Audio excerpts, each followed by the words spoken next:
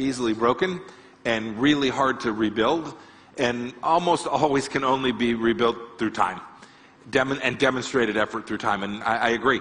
What happened in August of 2021 in Afghanistan will take the United States a while to build back from. I think the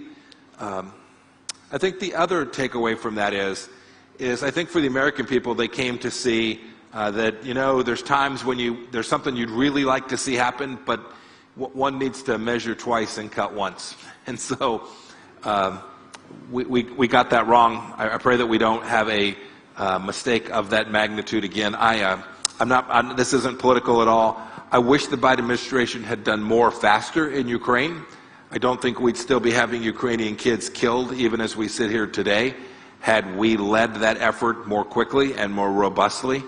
And I think, frankly, the failure in Afghanistan gave Vladimir Putin the idea that, boy, he might just be able to roll through Kherson and Kyiv all the way up to the Polish border and maybe beyond in a way that reflected the failure of America in Afghanistan. Yes, and yeah. So I think that is something that is obviously hypothesis. Right now, if you were, if your administration was there in power, how would your reaction be with reference to the Ukraine situation? Yeah. What would be the differences? In the end, security depends on deterrence, and deterrence follows directly and almost solely from perceived risk. You have to convince Vladimir Putin that the risk exceeds the benefit of continuing what he's doing. How do you do that? The answer is we shouldn't have dribbled out HIMARS. We shouldn't have slowly provided increased intelligence. We shouldn't have said we'll deliver armored vehicles. We collectively, the West, will deliver armored vehicles over months. We should today not be withholding the continued resupply of the tools and equipment that they need.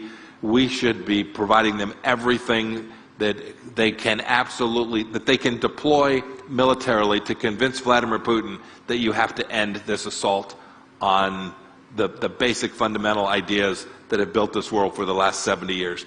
I don't think anybody should doubt Vladimir Putin's intention wasn't Kyiv. Kyiv was a waypoint along the way to control of even greater chunks of Europe. And we collectively must push back against that. We talked a bit earlier.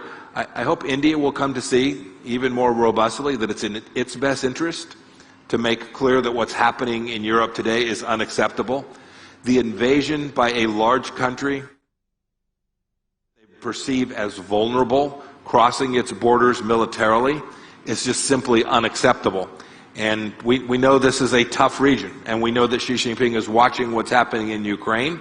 And make no mistake about it, every nation has a responsibility to, at the very least, make clear precisely where they stand, precisely what they find acceptable, and make sure that those nations that are supporting the aggressor, those nations that are supporting the country that has conducted what will, I think as we unpack it, certainly appear to the world to be war crimes.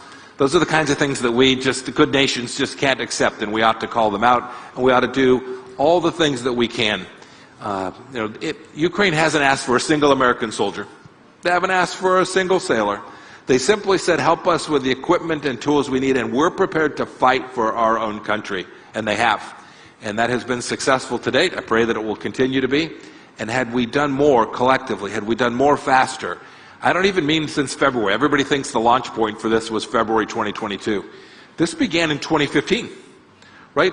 Putin invades Ukraine by taking Crimea in the 2014-2015 time period when it's culminated. For 4 years he doesn't, and then he goes after it again. We lost deterrence. We didn't threaten Vladimir Putin's security in a way that said it will be unacceptable to do this. And the result is that you see a land invasion of Europe in modern times, something I think most of us had prayed was ancient history.